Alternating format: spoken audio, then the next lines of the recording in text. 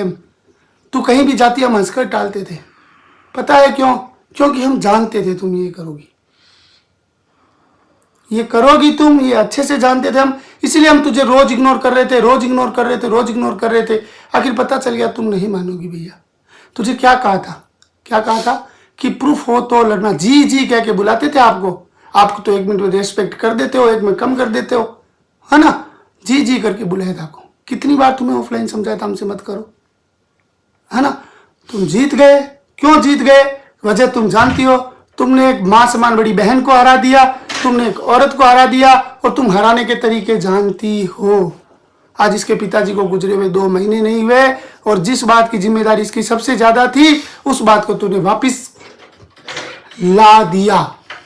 जिस चीज के लिए हमारी ये कंट्रोवर्सी पहली बार में शुरू हुई थी, इस चीज के लिए हर बार हम बैकफुट पे जा के रुकते रहे वापिस, क्योंकि बात वहां पे जा रही थी। साथ लेंगे क्या? ठीक है, क्यों गई इसके परिवार? क्या जानेगी? इसके पिताजी को क्या जानेगी? बेटी किसे कहती है? क्या जानेगी? 2 महीने नहीं हुए इसके पिताजी को गुजरे हुए। इस पे थी रिस्पॉन्सिबिलिटी ज्यादा। मेरे पापा जिस रात गए थे ना, उस रात भी जिम्मेवारी दे के गए थे। तू भिड़ती ना, तू कर रही थी ना ब्लैकमेल, लड़ती तू कायदे से। कुछ नहीं होते तेरे पास। मैं शिवानी रोज तू प्रूफ बनाती है। शिवानी के लिए तू 17 साल की शिवानी थी, उसके लिए स्टैंड ले रही है तू। हमारी बेटी कितने साल की? तुझे शर्म नहीं है उस मुद्दे को लाते हुए? बेशरम। हमने रखा तेरी दुखती रख पे हाथ? नहीं है लोगों को पता कितनी गालियां देते हैं तेरे को? रखा हमने कहीं? कहा था कि तेरे पास को चमकाने की कोशिश मत करो, प्रूफ के। इसके काम करने का तरीका यही है, ये कुछ नहीं जानती। ये इसके लिए इमोशन मेरे मन में बहुत ही 1 बार हुआ 2 बार, यार ये इमोशनल इंसान है, हो जाती है गलती। नहीं है ऐसी। तुम इमोशनल नहीं हो, तुम प्लेयर हो, और अच्छी प्लेयर हो, लेकिन सिर्फ इन चीजों की उस ऊपर वाले के घर में जिन्होंने की था, जिन्होंने गेम खेला था ना, उनकी नहीं चली, तेरी कहां से चलेगी?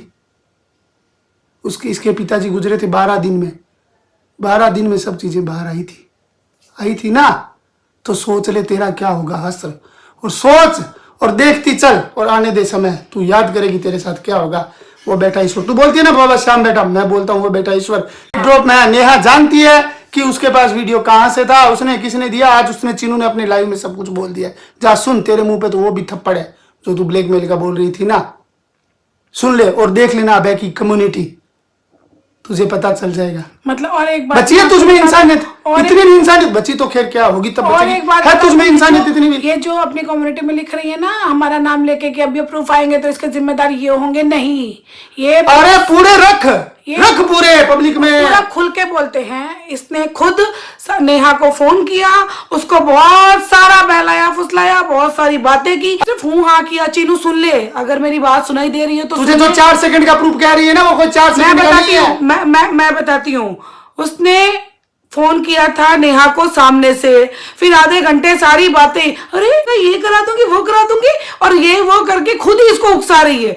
फिर इसने ही फोन किया था चीनू को कि भाई तेरी बहन बात करती है, क्योंकि ये लाइव में, हमारे लाइव में भी बोलने यही आई थी, इसीलिए हमको ये बात रखनी जरूरी पड़ गई। और जब हमने इस तक पहुंची, हमको जब जाती है और सुन, और फिर सुन, तेरे पास कोई आता है और उसके पास कोई आता है, दिमाग से गलतफहमी निकाल देना, सब लोग निकाल देना।